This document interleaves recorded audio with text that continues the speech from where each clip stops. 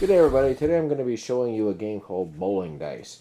This is a very simple game to play, and especially if you've done bowling, you'll definitely recognize the mechanics to this. So I'll go ahead and just show you how it works really quick.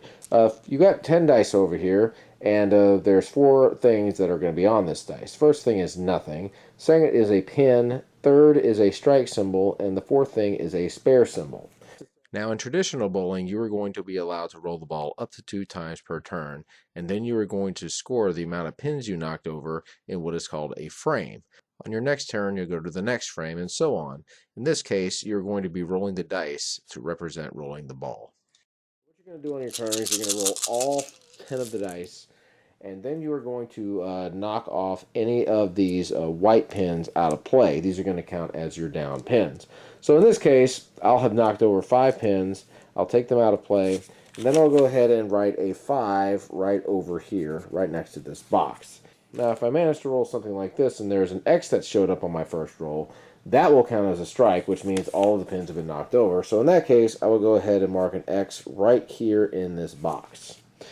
So let's just assume that I did not get a strike and I ended up knocking over 5 pins. I'll have entered that into the score sheet, and then I'll go ahead and pick up the rest of these, and I will go ahead and roll.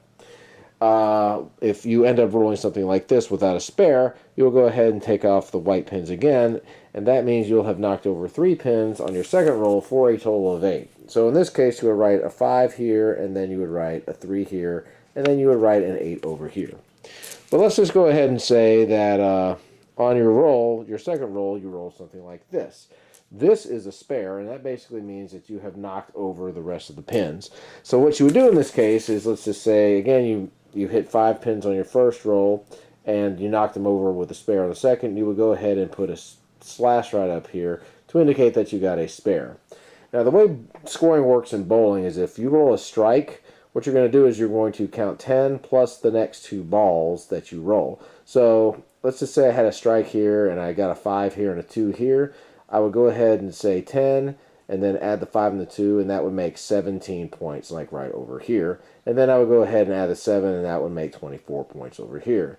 Now, if I had a strike and then I ended up with a spare on my next turn, again, that would count as the next 2 balls. So I would count the strike as 10 points, and then since I knocked over 10 pins with the spare, that would be another 10. So then I would go ahead and put 20 here, and then with the spare, the way the spare works is that you would count 10 plus the next 1 ball.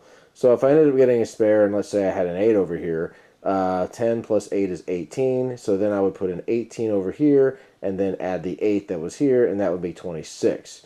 If I ended up getting a spare and a strike, that would be 20 points because it would be 10 here, and then the next ball would be another 10, which would be the strike. And also, if you ended up getting, say, 3 strikes in a row, again, that would be 10, and then the next 2 balls would be 2 strikes, which would be 30 points since each strike is worth 10. So then you would put a 30 here, and then you would wait to see what would happen on the 4th roll. And on the 10th frame, you're going to actually get a chance to roll an extra ball if you end up getting a strike or a spare here. If you get a strike, you'll get 2 more throws. If you get a spare right here, you'll get 1 more throw. And so basically what you'll do is you'll just do this game for 10 frames, and whoever has the highest score is going to end up winning. And that, ladies and gentlemen, is how you play bowling dice.